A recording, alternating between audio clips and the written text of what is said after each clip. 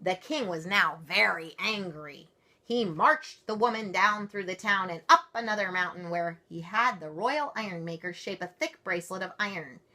They chained her to a rock in a cave of a sleeping bear. Once more the king asked her for a quilt, and once more she refused. Very well then, the king replied, I'll leave you here, and when the bear awakens, I'm sure he will make a very fine breakfast of you. Later, when the bear's eyes opened and he saw the woman in his cave, he stood on his mighty hind legs and gave a roar that rattled her bones. She looked up at him and sadly shook her head. It's no wonder you're so grouchy, the quilt maker said. You have nothing but rocks on which to rest your head at night. Bring me an armful of pine needles, and with my shawl, I'll make you a great big pillow. And that is what she did. No one had ever been so kind to the bear before, so he broke the iron bracelet and asked her to spend the night. So here, she gets to spend the night with the bear and have a big bear hug. Now, although the king was very good at being greedy and he was very bad at being mean, all that night he could not sleep for thinking about the poor woman in the cave. Oh my, what have I done, he wailed. So he woke up his soldiers, and they all marched in their pajamas up to the cave to save her. But when they arrived, the king found the quilt maker and the bear having breakfast of berries and honey. That would be a sight. Now look at this. This is what comes next.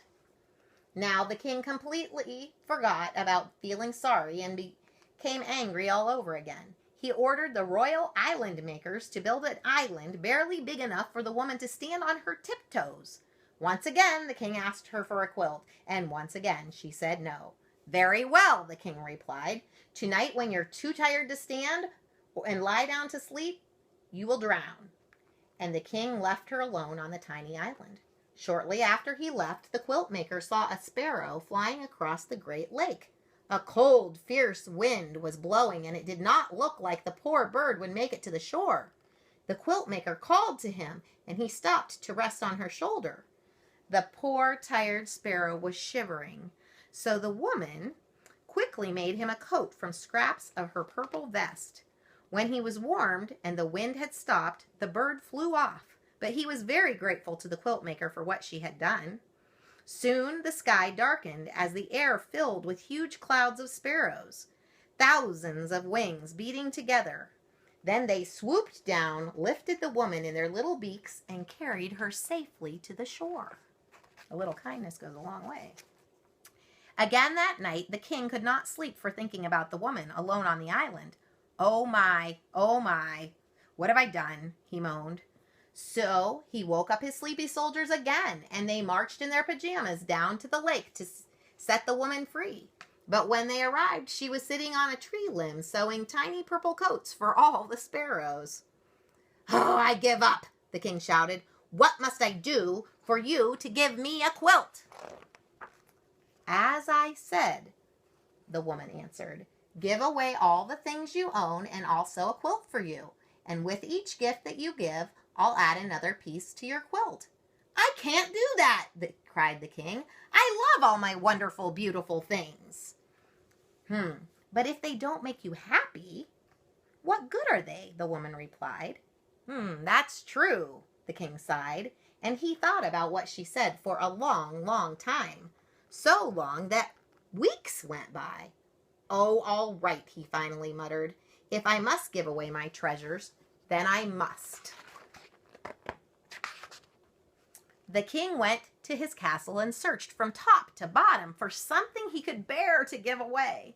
Frowning, he finally came out with a single marble.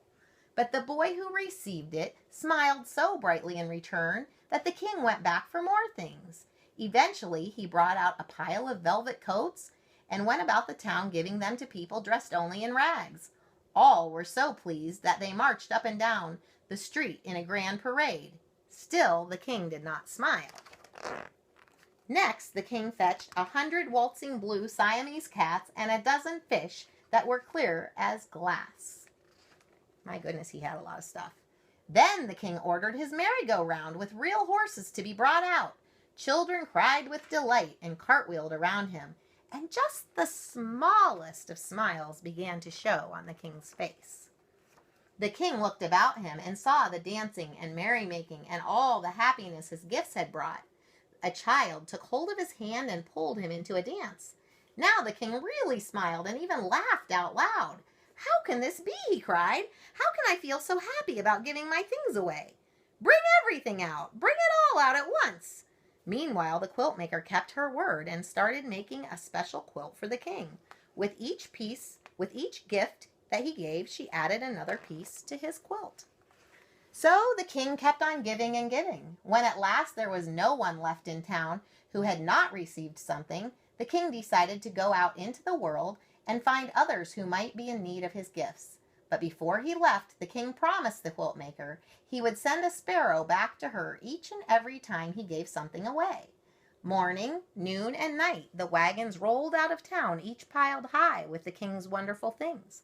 And for years and years, wow, that's a long time, messenger sparrows flew to the quilt maker's windowsill as the king slowly emptied his wagons, trading his treasures for smiles around the world. And here's a whole bunch of pictures about him giving these things away. On and on the quilt maker worked, and piece by piece the king's quilt grew more and more beautiful. Finally, one day, a weary sparrow flew into her window and perched on her needle. She knew then and there that it was the last messenger, so she put a final stitch in the quilt and started down the mountain to search for the king. After a long search, she finally found him. The king's royal clothes were now in tatters, and his toes poked out of his boots. Yet his eyes glittered with joy, and his laugh was wonderful and thunderous. The quilt maker unfolded the king's quilt from her bag. It was so beautiful that hummingbirds and butterflies fluttered about. Standing on tiptoe, she tenderly wrapped it around him. "What's this?" cried the king. "As I promised you long ago," the woman said, "when the day came that you yourself were poor, only then would I give you a quilt." The king's great, sunny laugh made green apples fall and flowers turn his way. "But I'm not poor," he said. "I may look poor, but in truth my heart is full to the bursting, filled with memories of all the happiness I've given and received. I'm the richest man I know." "Nevertheless," the quilt maker said, "I made this quilt just for you." "Thank you," replied the king. "I'll take it, but only if you'll accept a gift from me. There is one last treasure I have left to give away. All these years I've saved it just for you." And from his rickety, run-down wagon, the king brought out his throne. "It's really quite comfortable," the king said, "and just the thing for long days of sewing." From that day on, the king often came to the quilt maker's house in the clouds. By day, the quilt maker sewed her beautiful quilts she would not sell, and at night, the king took them down to the town. There he searched out the poor and downhearted, never happier than when he was giving something away. So there, the king giving away the quilt. That's a mighty turn of events. Oh, I guess that's over. But anyhow, I just love that book, and I hope you enjoyed it too. I know it was a little long, but it was worth it, I think. Anyhow, I'll talk to you later. Bye.